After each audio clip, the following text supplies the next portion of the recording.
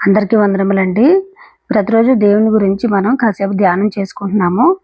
అయితే దేవుని గ్రంథంలో నుంచి ఏదో ఒక అంశాన్ని తీసుకొని కూడా మళ్ళా మనం ధ్యానం చేసుకోవాల్సిన వారమే ఉన్నాము. క్రైస్తవులుగా మన ఆత్మ సంబంధమైన జీవితాన్ని బలపరుచుకోవడానికి దేవుడు బైబిల్ గ్రంథంలో రాయించిన అంశాల ద్వారా, బైబిల్ గ్రంథంలో ఇచ్చిన మాదిరి అంటే ఉదాహరణలు, భక్తుల మాదిరి అలాగే భక్తిహీనుల మాదిరిని కూడా మనం చూసుకోవాల్సి ఉన్నదండి.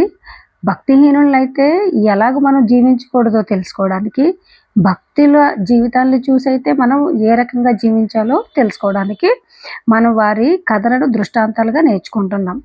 ఈ విషయం మనందరికీ తెలిసిందే. అయితే ఆదికాండం నుంచి చాలా విషయాలు మనం నేర్చుకోవాల్సిన వారమే ఉన్నాము. అందులో ప్రాధాన్యంగా ఆదామును చూసి మనం ఏం నేర్చుకున్నాము అనే ప్రశ్నను మనకు మనం వేసుకోవాలి. ఆదాము యొక్క స్టోరీ చదివినప్పుడు లేదా ఆదాముని గురించి మనం చదివినప్పుడు అసలు క్రైస్తవులుగా మనం ఏం నేర్చుకున్నాము, దేవుడు మనకి ఏం నేర్పించాలనుకుంటున్నాడు, ఈ విషయాన్ని మనం ధ్యానించాలి. చూడండి, దేవుడైన యెహోవా ఆదికాండం 2:19 దేవుడైన యెహోవా ప్రతి భూజంతువును ప్రతి ఆకాశ పక్షిని నేల నుండి నిర్మించి ఆదాము వాటికి ఏ పేరు పెట్టినో చూచుటకు అతని యొద్దకు వాటిని రప్పించెను. జీవము గల ప్రతిదానికి ఆదాము ఏ పేరు పెట్టినో ఆ పేరు దానికి కలిగెను. నిజంగా ఆదాముకి దేవుడిచ్చిన ఘనత చాలా చిన్న విషయం అని అనుకుంటాం కానండి, కాదండి. సర్వ సృష్టిలో ఉన్న సర్వ జీవరాశులకి పేరు పెట్టింది ఎవరండి? ఆదాము. ఈ విషయాన్ని మనం ఎప్పుడైనా ఆలోచించామా?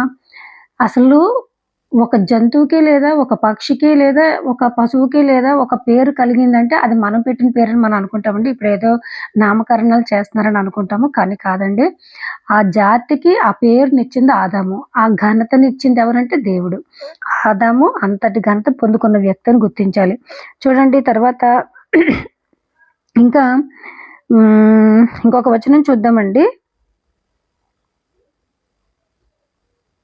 ఒక్క నిమిషం అండి, ఒక వచనం చెప్తాను.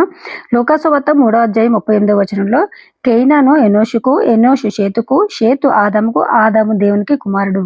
అసలు దేవుని కుమారుడిగా ఆదాము పిలువబడ్డాడండి. అసలు సర్వ సృష్టికి ముందు అంటే ఈ సృష్టి చేయడానికి ముందు భూమి మీద మొట్టమొదటి నరుడు ఎవరండి? ఆదాము. మనకి అమ్మ నాన్న ఉన్నారు కానీ ఆదాముకి ఎవరండి అమ్మ నాన్న? దేవుడండి. ఎంత గొప్ప భాగ్యం, ఎంత గొప్ప ఘనత ఆదాముకు ఉన్నది.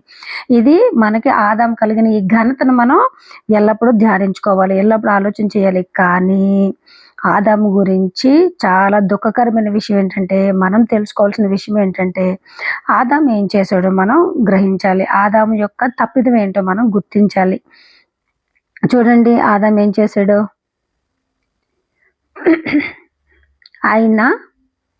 క్షమించండి, ఆదికాండం 3:17 ఆయన ఆదాముతో, నీవు నీ భార్య మాట విని తినవద్దని నేను నీకు ఆజ్ఞాపించిన వృక్ష ఫలములు తింటివి గనుక నీ నిమిత్తము నేల శపించబడి ఉన్నది.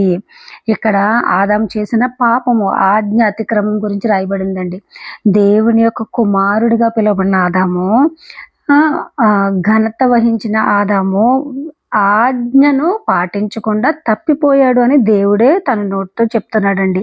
అంటే దేవుడు ఒక ఆజ్ఞ ఇచ్చాడు, ఆ ఆజ్ఞలో ఉండాల్సిన అవసరం ఉంది, కానీ ఆదాము ఆ ఆజ్ఞలో ఉండలేకపోయాడు. కాబట్టి యోబు గ్రంథంలో ఏమంటాడంటే, ఆదాము చేసినట్లు నా దోషంలో దాచిపెట్టుకొని, ఆదాము ఏం చేశాడంటే తన పాపాన్ని దాచిపెట్టుకొని అంగీకరించలేదు. దేవుని ఎదుట మోకరిల్లలేదు, దేవుని ఎదుట ఒప్పుకోలేదు.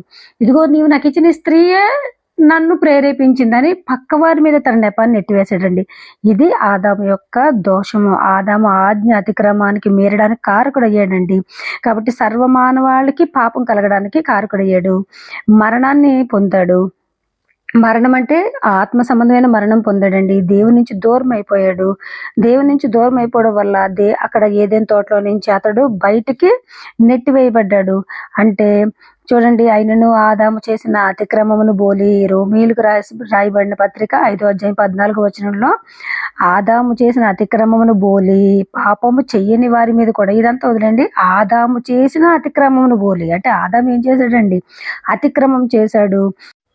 అలాగే 1 కొరింథీయులకు 15:22 కూడా ఆదామునందు అందరూ ఎలాగో మృతి పొందుచున్నారు అని ఉందండి. అంటే ఈ వచన భాగం ద్వారా మనమే గ్రహించగలుగుతున్నామంటే ఆదామునందు అందరూ ఎలాగో మృతి పొందుచున్నారు అంటే ఇప్పుడు కేర్ ఆఫ్ అడ్రస్ ఎవరండి మృతి చెందడానికి?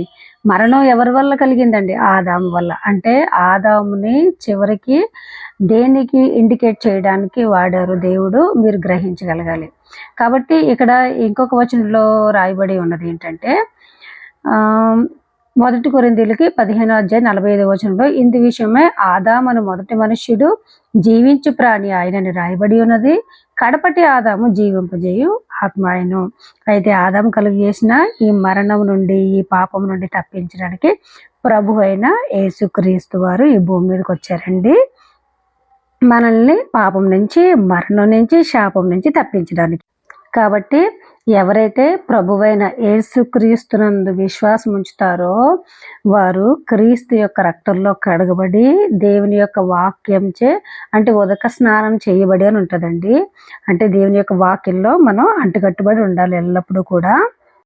కాబట్టి దేవుని వాక్యంలో ఎల్లప్పుడూ నిలిచి ఉంటే క్రీస్తు ప్రభు ద్వారా కలిగే రక్షణని మనం అనుభవించగలుగుతాం. అందరికీ వందనములండి. మరి యొక్క అంశంతో మళ్ళా కలుద్దాము.